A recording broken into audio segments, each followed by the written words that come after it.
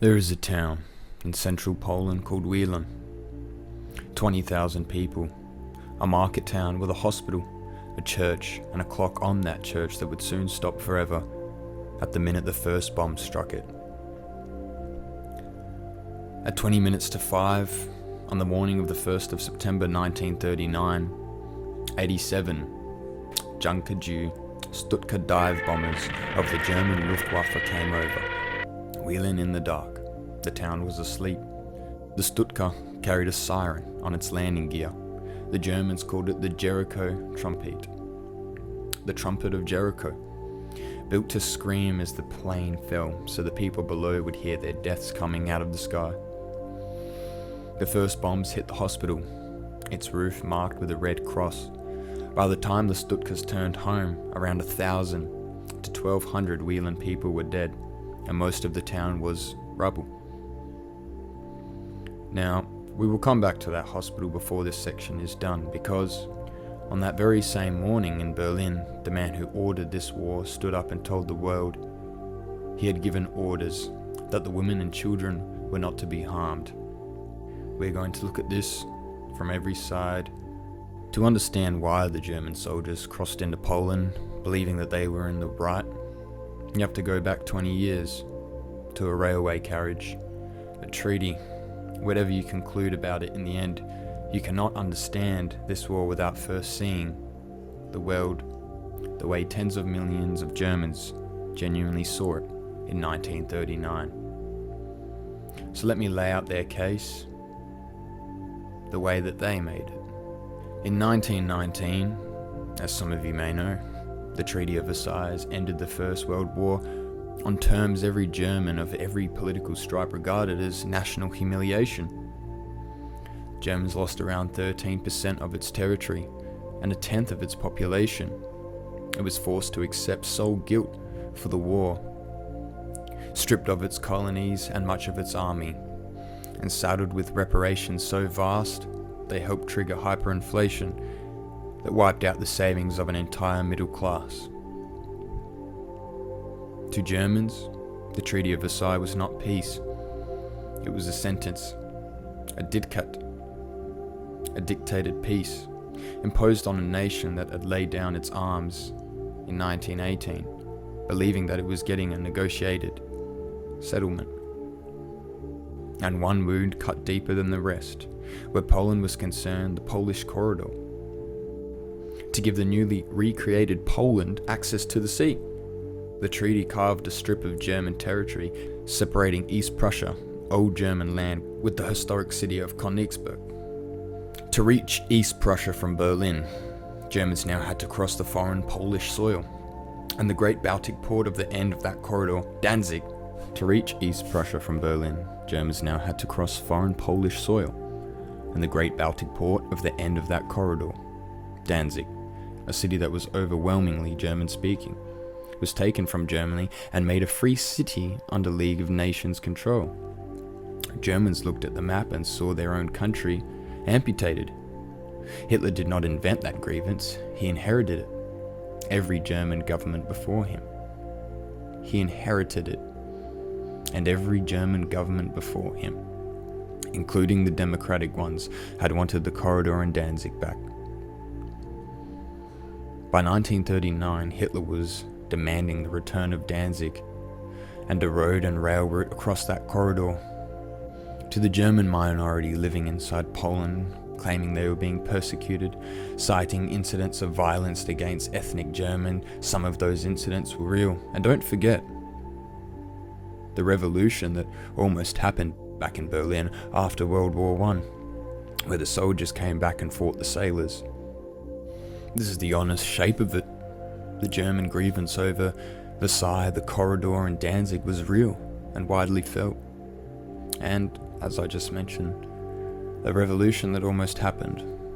Soldiers coming back who had seen their brothers, family, friends fight and die for what they believed in, their country, and to come back and be spitted on. They saw fire in their eyes.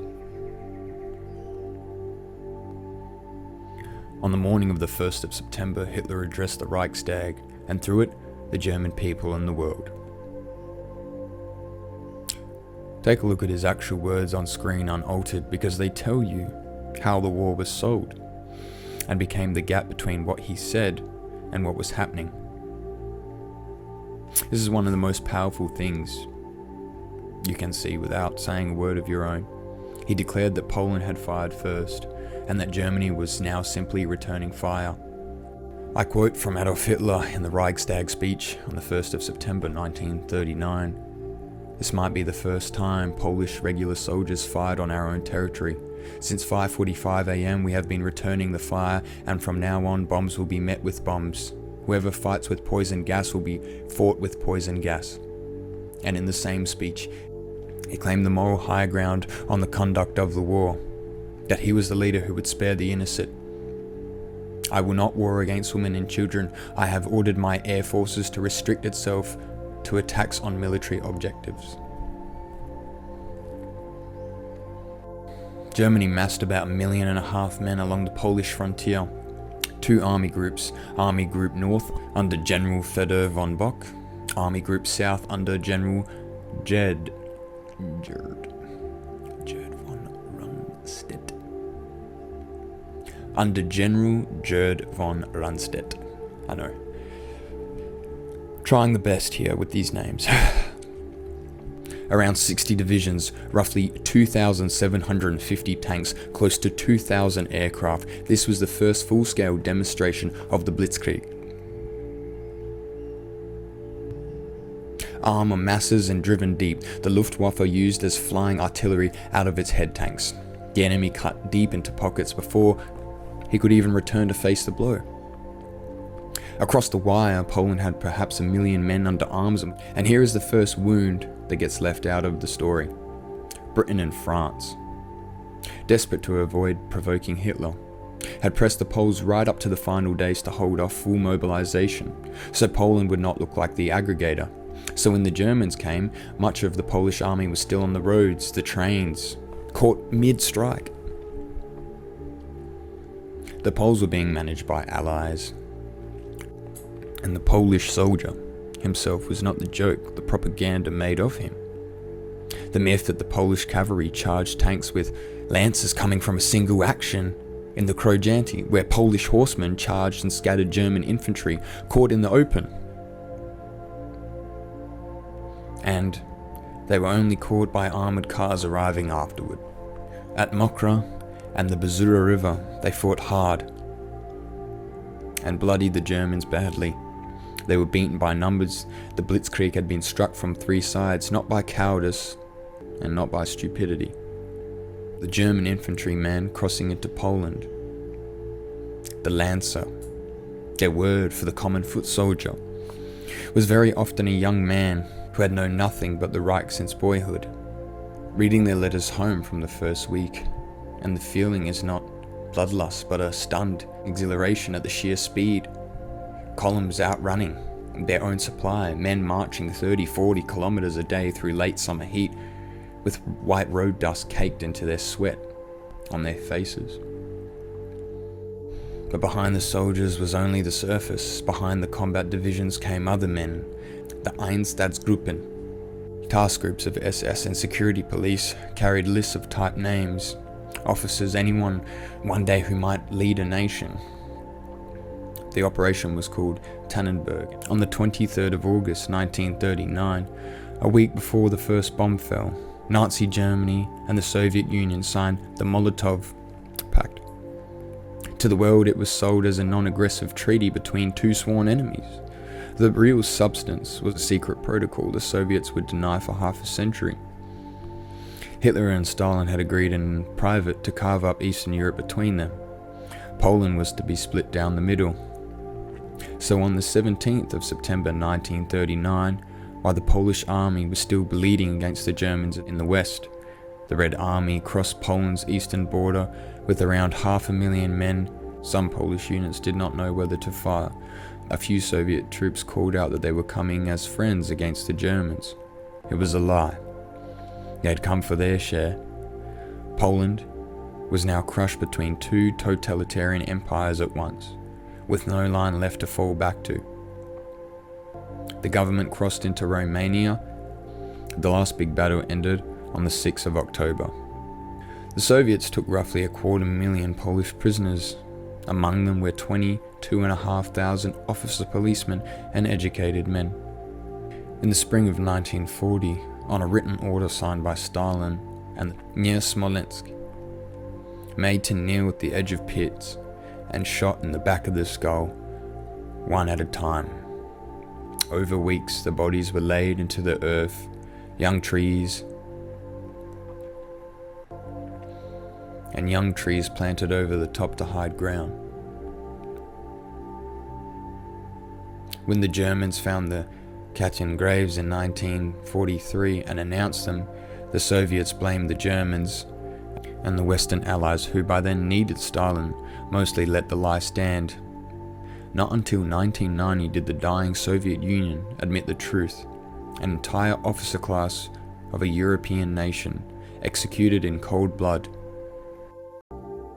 Here's the bitter spine of the Polish story, and you should drive it home, because almost no one tells it. Britain and France had given Poland a formal guarantee. If Germany had attacked, they would come up with Poland's aid. On the 3rd of September 1939, both declared war on Germany. In Warsaw, there was briefly hope. The great Western powers were in. Help was coming. Help was on the way. The French army made a token probe a few miles into the German Saar and then withdrew behind its own fortifications. There was no great offensive in the west, though the bulk of the German army was committed in Poland, and the western frontier was thinly held. A real chance missed or never truly intended. Poland had been promised rescue and received a declaration of war that changed nothing on the ground. Polish soldiers died believe Allies were marching toward them. The Allies were not marching. And the deepest cut came at the very end of the whole war.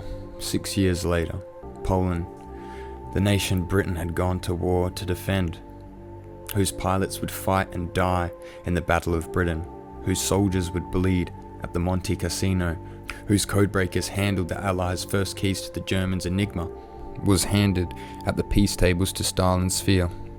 The country the West entered the war to save spent the next 45 years behind the Iron Curtain under the boot of one of two powers that had invaded in 1939. Britain went to war for Poland's freedom in 1939 and in 1945 signed that freedom away. Whatever else you take from this series, sit with that.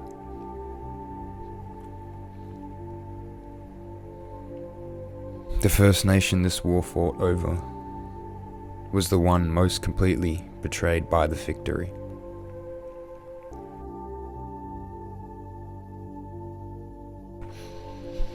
"35 days. Poland as a state was gone, and would not truly exist again as a free nation for half a century.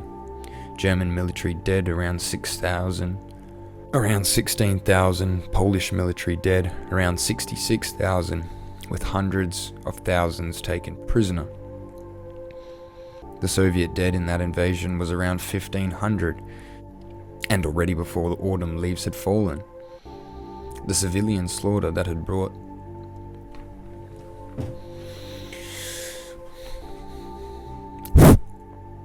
The civilian slaughter that would define this war in the East had begun to take both sides of the partition line.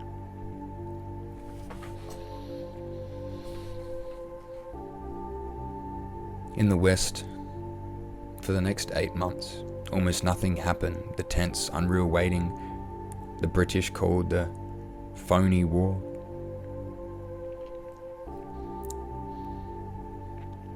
In the West, for the next 8 months, almost nothing happened. The tense, unreal waiting the British called the phony war and the Germans called the blitzkrieg, the sitting war. But it was not phony for Poland. For Poland, it was the start of the longest night in its history.